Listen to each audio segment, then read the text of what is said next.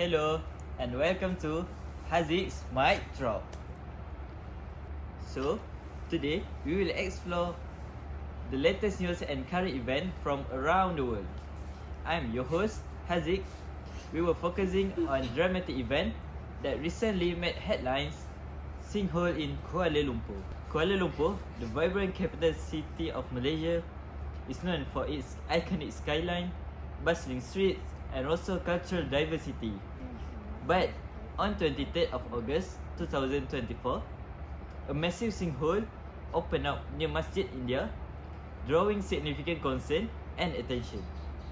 This incident not only caused property damage, but also raised questions about environment safety that disrupt our daily life and even pose risk to public safety.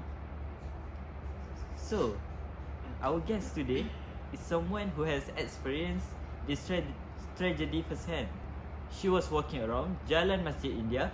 She ended up being one of the witnesses to a heartbreaking moment, which is an Indian national into a sinkhole that had formed in the area. She has agreed to share the story with us.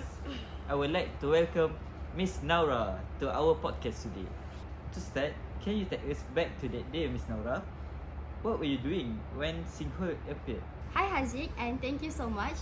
It's an honor to share my story and insight with your listeners. As you mentioned earlier, I was directly involved in the recent sinkhole incident in Masjid India, Kuala Lumpur. And I could say it's been a challenging and eye-opening experience, and I am very grateful to be here to share my story and discuss it in more detail today. Since we'll be exploring why sinkholes are happening in Kuala Lumpur, so we have invited our second guest, who is a passionate and dedicated environmentalist scientist who's been studying sinkhole formation in the world. Please welcome Dr. Shazneen. Hello, hi. Dr. Shazneen is renowned environmental scientist and climate activist with a background in environmental engineering and a PhD in climate science. Dr. Shazneen has dedicated her career to combating climate change and promoting environmental justice, particularly in vulnerable communities worldwide. Dr. Shazneen first gained international recognition for her collaborative work with Greta Thunberg, joining forces on several key initiatives to amplify the voice of young climate activities. Together, she have led global campaign that push for urgent climate action, inspiring millions to demand change from government and corporation. In recognition of her relentless efforts and impactful grassroots work, Dr. Shazneen was awarded the prestigious Goldman Environmental Prize.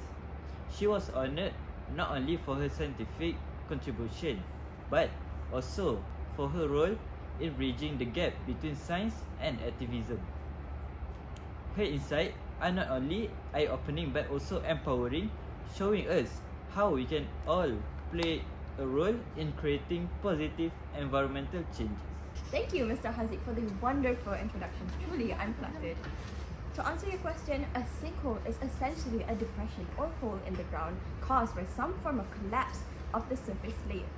They can range in size from just a few meters wide and deep to huge holes that swallow buildings and roads. To start, can you take us back to that day, Miss Nora?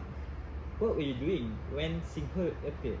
To give a bit more context, I was actually heading out for my lunch, and it was a pretty typical day. As I walked down Jalan Masjid India, suddenly I felt the ground beneath me start to shake, and luckily I reflected the action by running away from the area. Before I realized, the ground just gave away, and I saw a massive sinkhole appeared right in the middle of the street. It was as if the earth just swelled up a section of the pavement, and I saw many people scrambling to get out of the area, and fortunately I managed to escape myself from going down the hole. I saw a few people who had been walking near the sinkhole when it happened, and they looked shaken but thankfully unharmed. But then I noticed someone who had actually fallen into the sinkhole. I feel it was very horrifying, I could say, because seeing someone in that kind of danger right in front of me.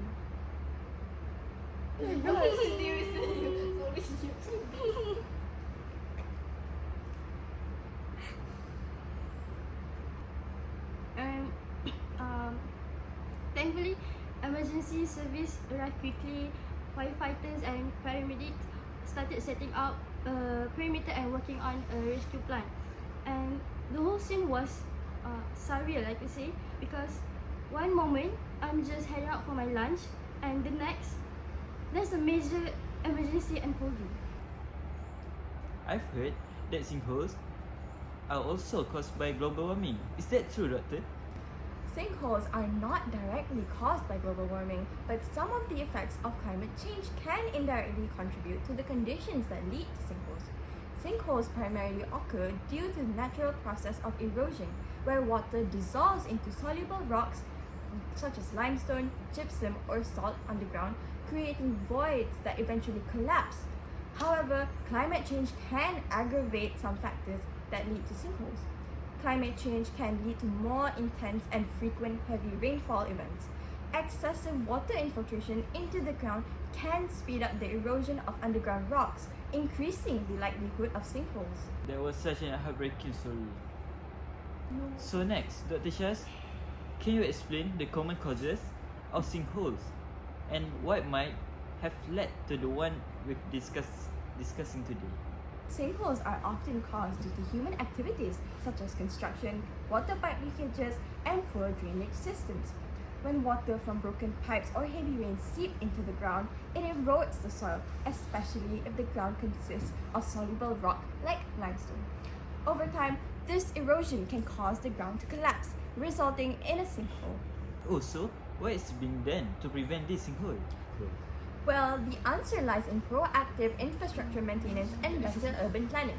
According to my research, authorities in Kuala Lumpur have been working on improving the city's drainage systems, regularly inspecting underground utilities, and ensuring that the construction projects follow strict regulations to minimize soil erosion.